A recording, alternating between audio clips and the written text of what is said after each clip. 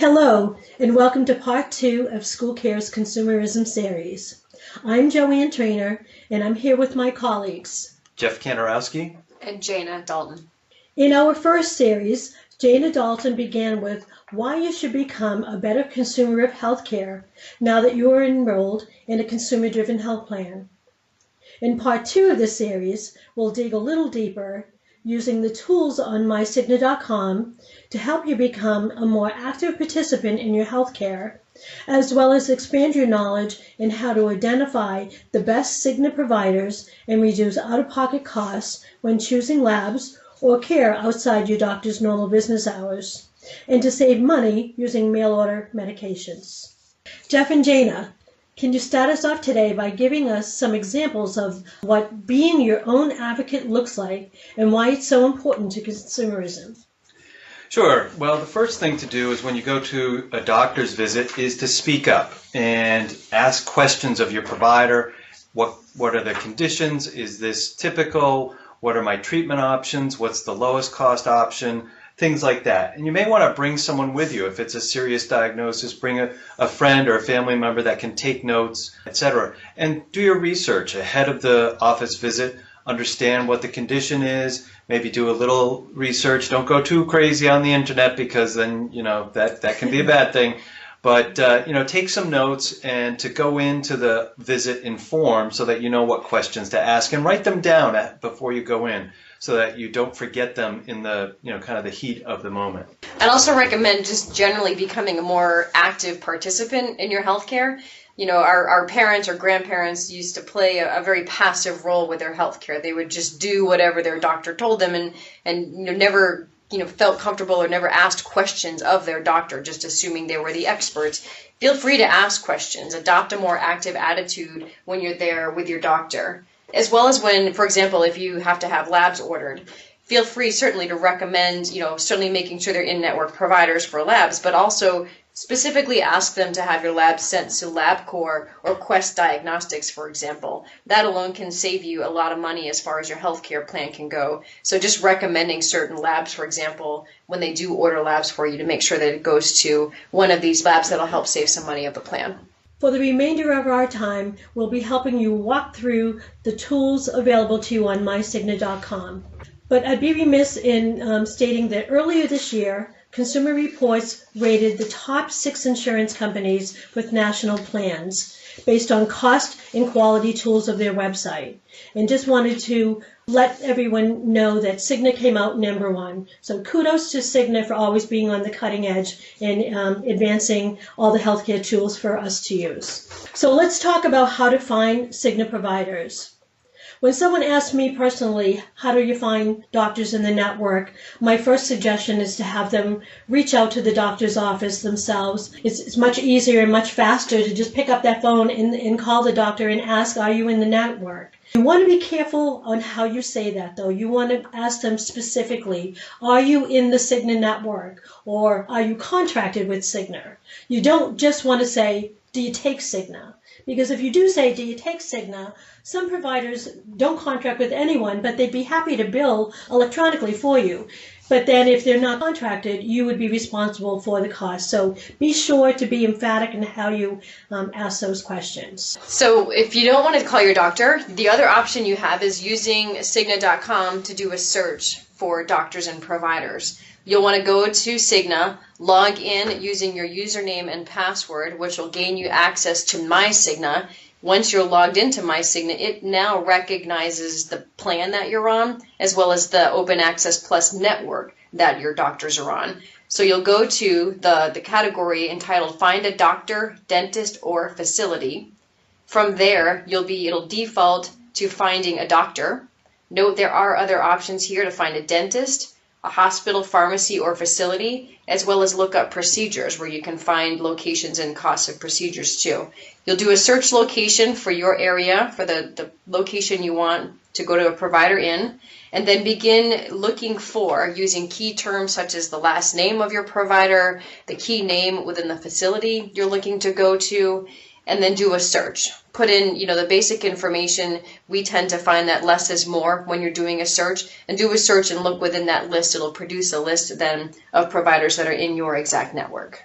Yeah, and I just want to jump in and add that don't forget that the mycigna.com homepage is where you'll also find access to the Cigna telehealth connection, where you can engage in a remote visit electronically with a healthcare provider, for like a non-emergency type visit. And that's done through Amwell or MD Live, day or night, 24/7. And you can do that through, from home, a work computer, or on the go with a smartphone. Gives you access to care at your convenience without having to go to the provider's office. Okay, next, let's take a closer look at the search results for finding providers. If we use the example of searching for a neurologist on mycigna.com, the results are sorted first by Cigna's care-designated physicians. Gina, can you elaborate on how Cigna assigns care designations? So we've done some discussion about how to find a provider in your network, and we talk a lot about saving costs. This is a way to talk about the Cigna care designation talks more about cost as well as quality. So the Cigna care designation is assigned to physicians and physician groups that are ranked in the top 40% for both quality and cost efficiency. The results are compared to their physician peers within the market. There's a quality evaluation. The results of the selected quality markers, for example, evidence-based medicine, rule adherence, and NCQA, physician recognition. There's also cost efficiency evaluation, where individual physicians and physician groups are evaluated for their cost efficiency using an industry standard. This determines the average cost of treating an episode of care for a variety of medical conditions and surgical procedures. Cigna then compares those episode costs to those of other physicians and medical groups of the same specialty in the same geographical market. The results are then displayed using 1, 2, or 3 stars, with 3 stars being the highest rating, the most cost efficient. So you do have tools right at your fingertips to be able to look within these in-network providers and get a sense for the cost of the procedures they offer and the quality of care you'll find when you go to those providers. Okay, Jeff, can you speak to how to reduce out-of-pocket costs for lab work? Sure. Well, aside from doing it yourself, talk to the doctor or the doctor's assistant, whoever is doing the draw for the sample, and let them know that you need to have that sent to a Cigna participating lab. And optimally, you'd want to have them send it to one of the nationally contracted labs, Quest Diagnostics or LabCorp. They are located throughout the region. They're very easy access, and most providers are very familiar with submitting labs to those contracted labs. That's going to save you 70 to 75% in cost, which if you are on one of the consumer-driven health plans, that's money that you may be having to spend. So it makes it very worthwhile to use one of those nationally contracted labs. Okay, so Gina, can you give us any advice on emergency room, urgent care, and telehealth? Sure. So emergency room. Generally you use an emergency for emergency situations only, such as you're having chest pain, head injuries, strokes, or life-threatening injuries. We're trying to get people out of the habit of going to an emergency room for smaller ailments or things that you could potentially go to urgent care for. So save the ER for actual emergencies. Urgent care. If your primary care physician is, for example, not open, you can't get an appointment on a Saturday or a Sunday, and you have access to an urgent care facility, go to the urgent care instead of the ER for non-emergency type illnesses, like someone needs stitches, or, not speaking from experience, but if someone gets hurt and you need stitches, that's certainly an option to go to an urgent care facility. And this, again, is less expensive than the emergency room. Another option, telehealth, became effective July 1st, 2017. We talked about where you're going to access your telehealth information. This requires, it's a virtual visit with a doctor, an actual MD, by either your telephone or you could Skype using your computer or your smartphone. If you need prescriptions prescribed, they can prescribe those over the phone. You can show them pictures of things that you need to show them. The cost of this is lower than a regular doctor visit. So in your deductible stage, the cost of a telehealth visit is $40. When you're in your coinsurance stage, then that's only going to be 20% of that, which will be $8. So you can certainly see the cost savings of doing a telehealth visit, not only the convenience of potentially being at home or away from having to go to an office.